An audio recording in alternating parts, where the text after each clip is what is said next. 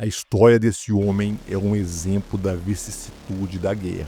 Anatoly Savin viveu a glória e o inferno, a vitória e um tipo de derrota que manchou sua alma e sua história. Ele lutou como mercenário em Bakhmut, onde homens se enfrentaram em combate urbano ou se arriscaram em grupos de assalto para expulsar inimigos escondidos em buracos. Savin esteve nas trincheiras de Liman como soldado do Kremlin e viu companheiros serem surpreendidos pelos ucranianos, que encostaram seus rifles contra os corpos dos russos que avançavam. Passou por tudo isso apenas para, no fim, encontrar o verdadeiro horror da guerra mais próximo do que jamais poderia imaginar.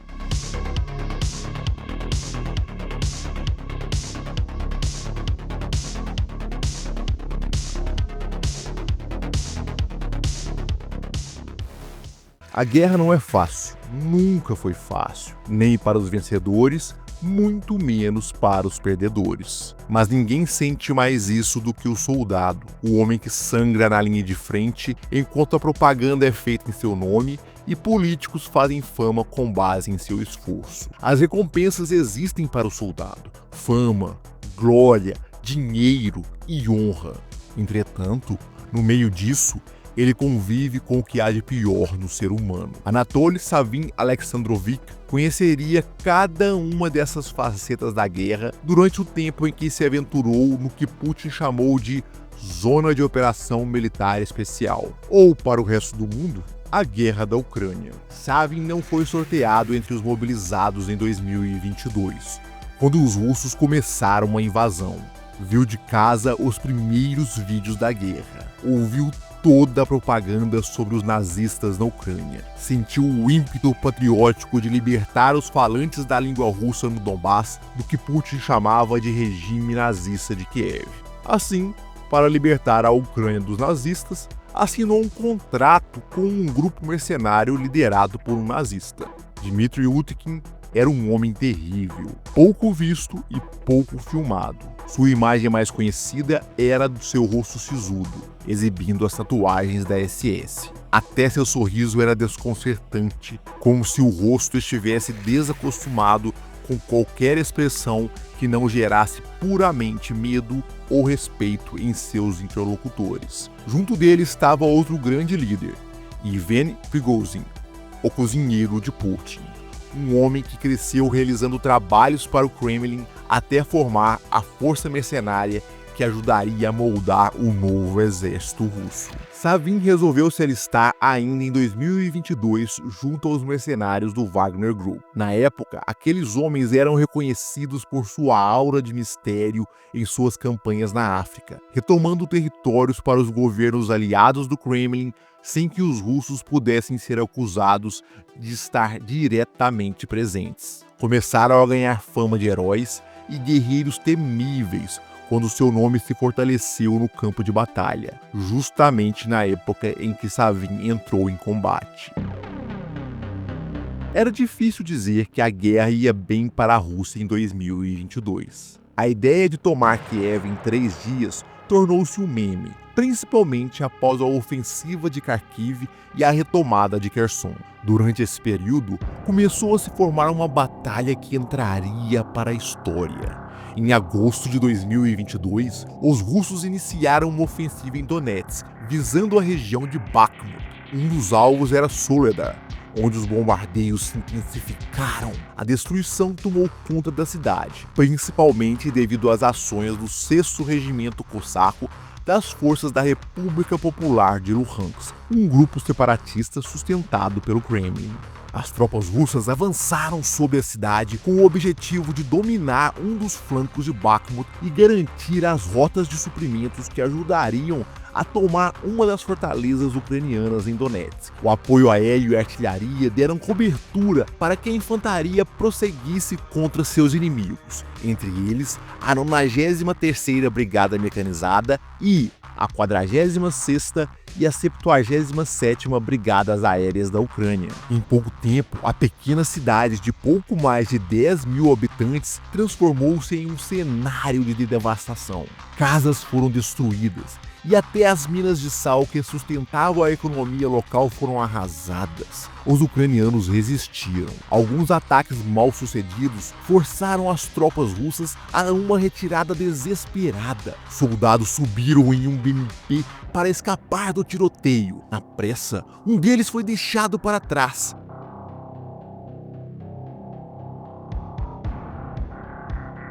Escondeu-se entre as ruínas, observando o veículo fugir rapidamente até ser destruído por uma mina.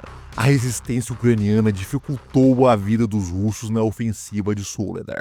Um grupo de assalto correu contra as posições inimigas. Naquele momento, forças do 6º Regimento Cosaco haviam plantado suas defesas sobre um dos morros perto da cidade. Os ucranianos da Brigada 93 chegaram com o fogo de supressão. Estavam em área aberta e claramente em desvantagem. As explosões ajudaram a manter os russos abaixados. Depois, as AKs cuspiram munição que levantou poeira perto dos abrigos inimigos. As granadas continuaram voando contra as defesas russas, enquanto os ucranianos andaram sob o risco de serem alvejados, sem qualquer chance de se protegerem. Eram 5 contra cerca de 4 ou 5 russos se defendendo. O assalto com certeza foi mal planejado. Eles foram se aproximando lentamente, com os olhos fixos nos buracos onde os russos se esconderam. Os rifles não podiam parar de apontar. Qualquer deslize daria oportunidade para os russos os cravejarem com chumbo. Os inimigos até tentaram atirar, mas a supressão rápida os colocou abaixados de novo. Visualizando de onde veio o tiro, um dos ucranianos fez um arremesso longo com a granada. A explosão acertou um dos russos dentro do buraco, mas não o que havia atirado. Os ucranianos começaram a subir o morro. Os rifles estavam em ampla atividade. O russo precisou se arrastar no buraco para evitar se tornar um alvo. Um deles não teve a mesma sorte. Os braços levantaram as AK. O gatilho apertado soltou a tempestade de morte sobre o buraco. Mais abaixo, uma dupla fez o mesmo contra um russo nas posições inferiores. A ameaça de baixo foi eliminada, mas a situação estava difícil lá em cima. Um russo tentou mais um ataque. A terra absorveu todos os disparos. O ucraniano abaixado aguardou o momento para contra-atacar, mas esperou demais. O russo se levantou e viu que a situação não era nada boa. Saltou velozmente para fora do abrigo, deixou o companheiro se defendendo sozinho. Ele quase conseguiu atingir o ucraniano logo abaixo. Usou os disparos como distração e pulou, quase atingido pelos projéteis inimigos. Os dois conseguiram fugir. Os ucranianos mostraram os cadáveres de quem não conseguiu escapar, exibindo também marcas de disparos que quase levaram suas vidas. Foi um dia de sorte para os ucranianos em um assalto mal planejado e para os russos que conseguiram fugir. Os soldados do Kremlin continuaram na tentativa de tomar Soledar. Não tiveram sucesso por muito tempo. Savin chegou quando a luta estava morna, apesar de o sangue ainda estar correndo na terra salgada de Soledar. O Wagner Group chegou com novas estratégias de avanço. Savin estava orgulhoso, pois era comandado pelo próprio Anton Yelazirov, codinome Lotus, condecorado como herói da Rússia e um dos mais experientes comandantes do Wagner Group. A situação foi tomando novas formas. A princípio, os combates duros pareciam estar em um impasse. Quando o inverno chegou, a situação começou a mudar. Savin avançou juntamente com seu grupo de assalto. Os mercenários se deslocaram entre as ruínas, ganhando cada vez mais territórios. Sua estratégia era de ondas de ataque. Os grupos de assalto avançaram sucessivamente sob cobertura da artilharia. A estratégia geraria o boato de ondas humanas como a de filmes, sendo que o normal era pequenos grupos de assalto em ataques sucessivos. As defesas ucranianas foram exauridas por tantos bombardeios. As explosões se espalharam por toda Soledar. As ruínas não serviram mais como proteção. Ao fim de dezembro, o Wagner Group passou a tocar sua sinfonia de guerra dentro da cidade. Savin estava entre eles quando Soledar foi finalmente tomada em 16 de janeiro. Agora o desafio era tomar Bakhmut mais ao sul. Os ucranianos tinham boas tropas na cidade, Muitos eram soldados de elite protegendo a fortaleza, um local cuja importância estratégica gerava dúvidas entre os analistas militares. Ainda assim, a luta foi feroz. Drones ucranianos despejavam granadas sobre posições russas recém-conquistadas. As forças armadas russas iniciaram os combates naquela direção em maio de 2022, mas não haviam avançado muito até a queda de Soledar em janeiro de 2023. As defesas ucranianas resistiram com eficiência, apesar do crescente número de tropas russas. A pressão aumentou, mas os ucranianos responderam com mísseis disparados das trincheiras, destruindo BMPs russos que transportavam cada vez mais soldados. O Wagner Group foi um dos fatores decisivos para a mudança no curso da batalha.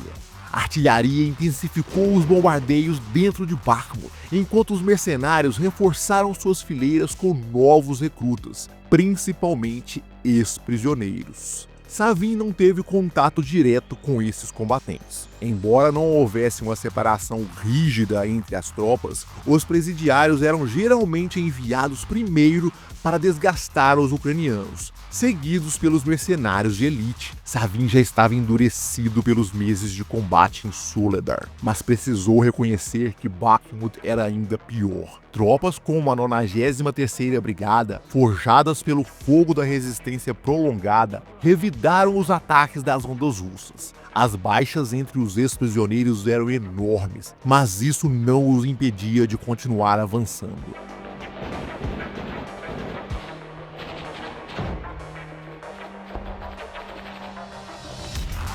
A cada incursão, as forças ucranianas revelavam suas posições e o Wagner Group despejava artilharia sobre elas. Savin avançou com esquadrões bem preparados, consolidando novas posições. Os blindados varriam as ruas, demolindo casas com disparos de canhão. A Brigada 93 foi forçada a recuar diante da investida dos mercenários, que tomaram posições e hastearam suas bandeiras. Os mercenários gostavam de se chamar de músicos ou orquestra. Para a maioria, esses eram apenas apelidos, mas a origem era mais sombria. Wagner era o codinome de Dmitry Utkin, escolhido por ser o nome de um dos compositores mais apreciados pelo regime nazista. Mas Savin desconhecia esse detalhe. Para ele, os nazistas eram apenas aqueles que a União Soviética havia derrotado no século anterior. Os ucranianos reagiram bombardeando os prédios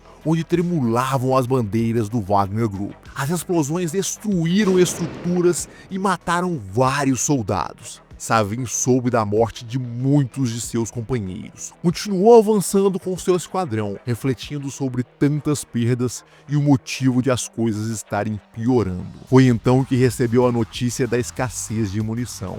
A ideia de uma artilharia russa sem suprimentos parecia absurda, mas era real. Prigozhin denunciou a situação como sabotagem do Ministério da Defesa russo, afirmando que o objetivo era minar o Wagner Group. Ele vociferou diante das câmeras, exibindo corpos de soldados mortos e exigindo mais recursos para garantir a segurança de seus homens. Sua fúria inspirou Savin.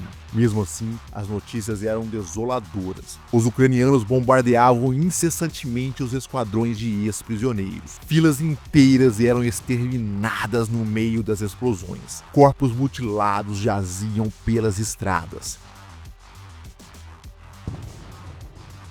Savin não recuou. Sob ataques constantes, os mercenários foram conquistando cada vez mais território. Capturaram defensores cercados. Bakhmut transformou-se em um verdadeiro moedor de carne. Alguns diziam que os ucranianos estavam trocando carne boa por carne ruim, isto é, trocando tropas de elite por ex-presidiários mal treinados. Por mais baixas que o Wagner sofresse, suas unidades mais experientes eram as menos afetadas. Em maio de 2023, Bakhmut caiu. Savin comemorou com seus companheiros. O inferno havia terminado. Pouco depois, os mercenários deixaram a cidade. Prigozhin anunciou que os músicos não lutariam mais na Ucrânia. Muitos, ainda embriagados pela vitória, aceitaram contratos com o Ministério da Defesa, que pressionava para absorver o Wagner Group. Prigozhin e Utkin resistiram, o que culminou em uma revolta semanas depois da queda de Bakhmut. Os mercenários marcharam em direção a Moscou, mas recuaram. Então, Prigozhin desapareceu dos noticiários, apenas para reaparecer morto em um acidente de avião em agosto de 2023. Muitos acusaram o governo russo de retaliação. Savin não participou da revolta. Seu senso patriótico o impediu de lutar contra seus irmãos de armas. Meses depois, após um período de descanso em casa, ouviu sobre a necessidade de soldados experientes no campo de batalha. Decidiu então assinar contrato com o Ministério da Defesa. Foi quando um novo tipo de inferno começou em sua vida. Savin se apresentou aos colegas com o codinome Pokula. Chegou com ares de veterano ao recém-formado 37º Regimento de Rifles Motorizados, parte da 60ª Divisão de Rifles Motorizados do 25º Exército de Armas Combinadas. Tinha 35 anos e uma série de medalhas que o enchiam de orgulho. Deixou-as com a mãe, que o abençoou antes de vê-lo partir para a zona de operação militar especial. Teve a sorte de estar ao lado de outros membros do Wagner Group, como o tenente Dmitry Gennadievich Sokolov. Isso lhe pareceu um bom sinal. Camaradagem era essencial durante os combates. A experiência de Savin o colocou no comando de um grupo de assalto. Estava animado para demonstrar suas habilidades a tantos novatos em um regimento recém-criado. Muitos o viam como um herói ao perceberem o respeito com que os tratava. Seu comandante, no entanto, tinha uma visão diferente da guerra. O Zor ordenou um avanço direto sobre os ucranianos em Liman. Um BMP seguiu com soldados inexperientes em campo aberto. Era um cenário bem diferente dos combates urbanos de Bakhmut e Soledar. O veículo explodiu antes mesmo de atingir seu destino, dizimando o grupo de assalto. Logo ficou claro que a 63ª Brigada Mecanizada da Ucrânia estava defendendo a região com eficiência, contando ainda com o apoio da 4ª Brigada de Reação Rápida, Rubzi. A resistência ucraniana foi brutal nos vilarejos e arredores. SPG-9 explodiram sobre as cabeças dos soldados russos. Lançadores de granadas varreram os invasores dentro das vilas. No campo aberto, a situação era ainda pior. Metralhadoras pesadas e rifles massacraram os soldados que tentaram atravessar a relva. Forçados a recuar, os russos ouviram os protestos de Uzor, que se recusava a aceitar o fracasso. Savin interveio, colocando-se entre o comandante e os homens. Argumentou que os ataques estavam sendo infrutíferos e que era necessário repensar a estratégia. Uzor discordou, mas a dura realidade falava por si.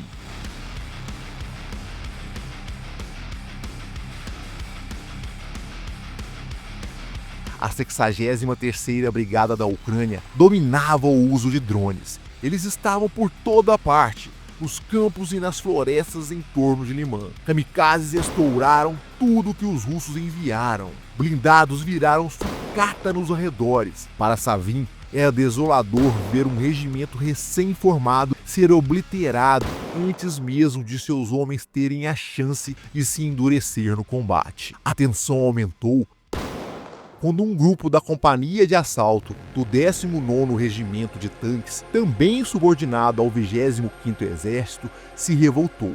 A maioria estava há mais de um ano na guerra sem permissão para visitar suas famílias. Os suprimentos eram escassos, eram enviados em missões absurdas, resultando em taxas de mortalidade de até 90%. Não recuariam, mas também se recusaram a obedecer às ordens de um comando que os tratava como descartáveis. Temiam que seus superiores estivessem deliberadamente tentando apagá-los, eliminá-los como se nunca tivessem existido.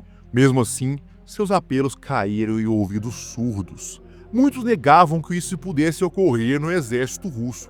Outros, mesmo estando do lado da Rússia, em vez de se preocuparem com os soldados e suas reclamações, criticavam quem falava sobre o problema, dizendo que tinham que falar era sobre a situação ainda pior dos soldados ucranianos, recitando o velho mantra de homens sequestrados nas ruas. Não que não houvesse muitos problemas entre os ucranianos, mas era irônico ver esse tratamento às reclamações dos soldados. Savin teve um vislumbre de esperança quando o comando identificou uma das bases ucranianas que operava drones na região. Um míssil Iskander atingiu o local, criando uma oportunidade para um ataque coordenado. A artilharia russa abriu fogo contra as posições ucranianas no meio da floresta. O bombardeio foi tão intenso que os soldados russos faziam piadas sobre quantos inimigos ainda restariam para enfrentar. Savin conduziu seus homens sob a cobertura da vegetação. Saltaram rapidamente para as trincheiras, atacando os defensores que tentavam resistir. O assalto bem executado aumentou ainda mais sua fama entre os colegas. Mas os conflitos com o Zor só cresceram. Já era 2024 e os russos tinham uma vantagem significativa em Donetsk. Avanços na região de Pokrovsk, Toretsk e Vuhledar trouxeram ganhos estratégicos, mas Liman continuava sendo um impasse. Quando chegaram mais soldados, o Zor ordenou que os novatos forem espancados como forma de disciplina, para que soubessem quem mandava no regimento. Savin recusou-se a participar, o que lhe rendeu punições severas. Ele mesmo foi espancado por seus superiores por desobedecer ordens. Seu antigo companheiro do Wagner, Sokolov, assistiu a tudo horrorizado. O tenente ficou impressionado com o fato de um homem com tantas medalhas, com o certificado do Wagner Group, ser assim tratado. Enquanto isso, os russos tentaram mais uma investida contra as trincheiras ucranianas. Um dos defensores percebeu a movimentação e reagiu rápido. Virou a esquina com o dedo no gatilho, disparando contra o soldado russo que tentava avançar. Voltou para seu abrigo esperando novos atacantes. Quando uma granada foi lançada contra seu esconderijo, alertou os colegas e correu direto para o combate. O inimigo já apontava o rifle na esquina. Os primeiros tiros atingiram o solo, mas o ucraniano foi mais rápido, pressionou o gatilho e perfurou o corpo do soldado do Kremlin. O jato de balas continuou até arrancar a face do invasor. Savin recebeu novas ordens. Os homens deveriam atravessar um campo aberto sem qualquer cobertura para alcançar as posições ucranianas. Mal tinham artilharia para isso. Para ele, era um absurdo. Ninguém ali havia assinado o contrato para ser jogado como carne podre contra as metralhadoras inimigas. Eram todos cidadãos russos honestos lutando de livre vontade pelo país. O Zor não aceitou a recusa. Já era novembro de 2024 e ele tinha um cronograma a seguir. Seu superior, Sultan, ordenou que resolvesse de maneira definitiva o problema com Savin. O Zor mandou prendê-lo em um dos poços. Savin, ao saber de sua sentença, enviou uma mensagem à mãe. Se não entrasse em contato em 2 dias, era porque havia sido zerado. Jogaram ali a céu aberto, sob chuva e frio, vigiado constantemente pelos soldados, vendo a escuridão da noite através das grades. Enquanto isso, o assalto começou. Os drones kamikaze desciam rapidamente contra os blindados russos. A explosão inicial marcou a largada para que demônios ou anjos recolhessem as almas no campo de batalha. Um tanque fortemente blindado foi atingido diversas vezes. A proteção extra não salvou o veículo nem a tripulação. Se o aço não resistiu, a carne teve ainda menos chance. Os drones localizaram os soldados correndo pelo campo aberto. Não havia onde se esconder. A caçada durou boa parte do ataque. Feridos, alguns amputados gritaram por ajuda. Ficaram vivos por tempo suficiente para verem seus amigos sumindo no meio de explosões. Foram poucos os que conseguiram alcançar as posições inimigas.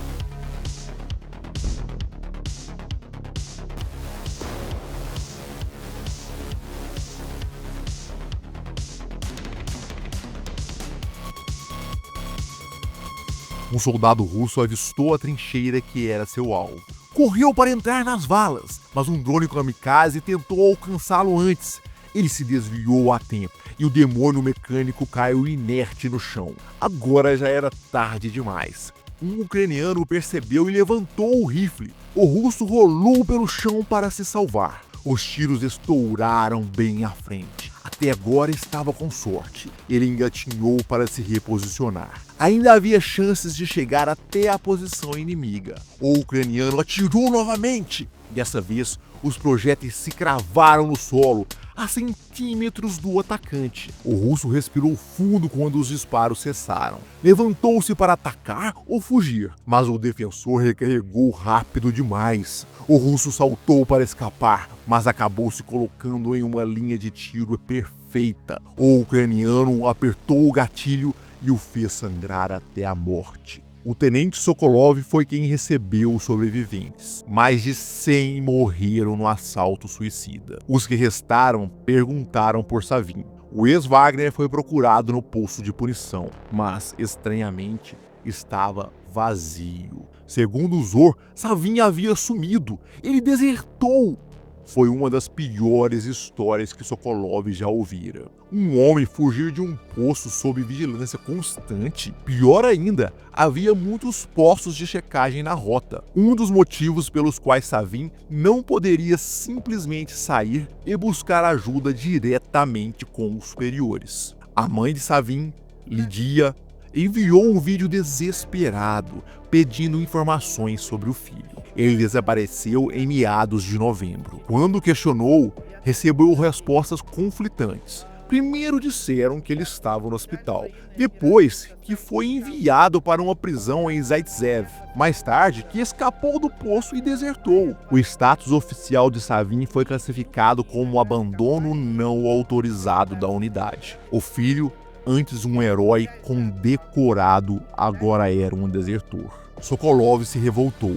Afirmou que testemunharia contra o Zor e Sultan, denunciaria o comando do regimento por fraudes envolvendo soldados feridos, que eram enviados de volta à linha de frente sem tratamento e sem que seus ferimentos fossem registrados, enquanto outros, que sequer haviam se machucado, tinham lesões forjadas para desviar dinheiro das indenizações. Parte significativa das compensações era desviada para os comandantes. O tenente estava disposto a cooperar com a promotoria militar, revelando os responsáveis, mas exigiu que seu depoimento fosse entregue por intermediários, para garantir sua segurança. Enquanto isso, o Zor foi transferido de unidade depois de declarar ter conquistado uma posição a qual, na verdade, falhou em tomar. A guerra dá pouco ao soldado. Talvez um pouco de glória, fama e dinheiro. Talvez boas amizades e companheirismo. Mas o que ela faz de melhor é roubar tudo isso e muito mais. Só ganha realmente na guerra quem vive de roupas limpas emitindo ordens.